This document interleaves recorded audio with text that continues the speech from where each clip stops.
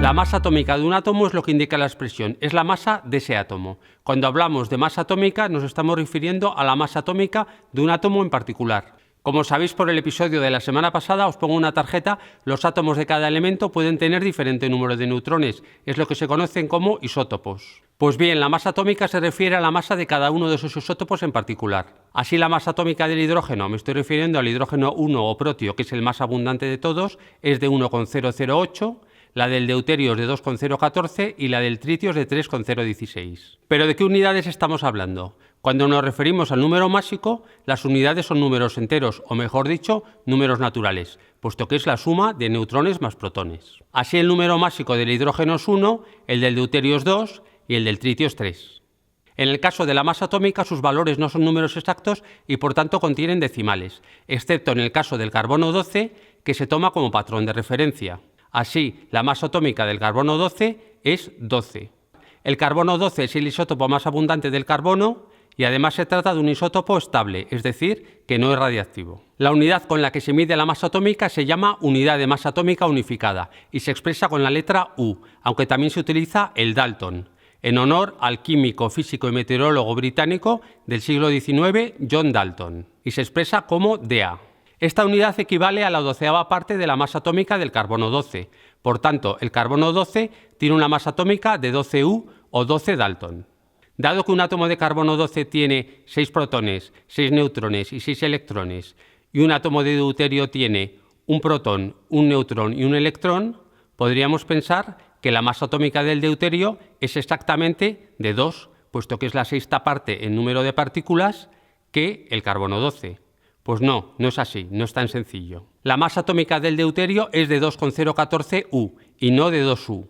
¿Por qué? Cuando se funden dos núcleos ligeros, se forma un núcleo más pesado y se libera una gran cantidad de energía.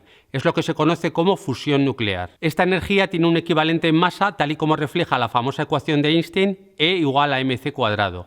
Energía es igual a masa por la velocidad de la luz al cuadrado.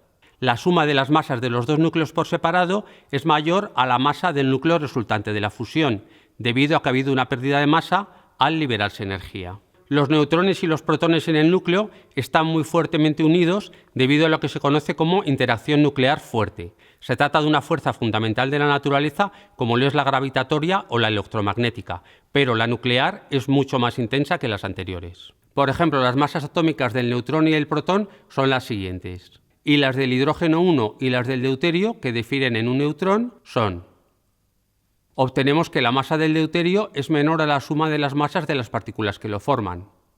Esto es lo que se conoce como defecto de masa. Por otro lado, tenemos el concepto de masa atómica relativa, también conocida como peso atómico. En este caso ya no hablamos de la masa atómica de un átomo de un isótopo en particular, sino de un elemento de la tabla periódica. Así, ese elemento lo encontramos en la corteza terrestre y en la atmósfera con una composición isotópica determinada. Se calcula promediando las masas atómicas de los diferentes isótopos en función de su proporción en la que aparecen.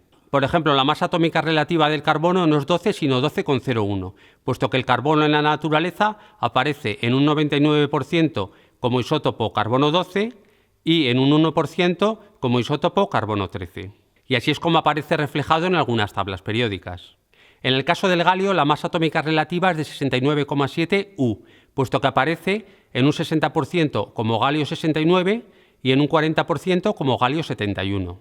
En esta tabla os muestro los números másicos de los dos isótopos del galio, la masa isotópica, es decir, la masa atómica de los dos isótopos, y la proporción en la que aparece cada isótopo. Si realizamos la media ponderada de estos valores, nos encontraremos con el valor de la masa atómica relativa del galio que encontramos en algunas tablas periódicas. También en algunas tablas periódicas nos podemos encontrar para la masa atómica relativa un rango, es decir, un intervalo de masas atómicas, puesto que podemos encontrar diferentes composiciones isotópicas en diferentes partes del mundo al extraer un mineral. Por eso algunos reactivos químicos de grado analítico, es decir, muy puros, llevan indicado en el envase el peso molecular preciso de esa muestra.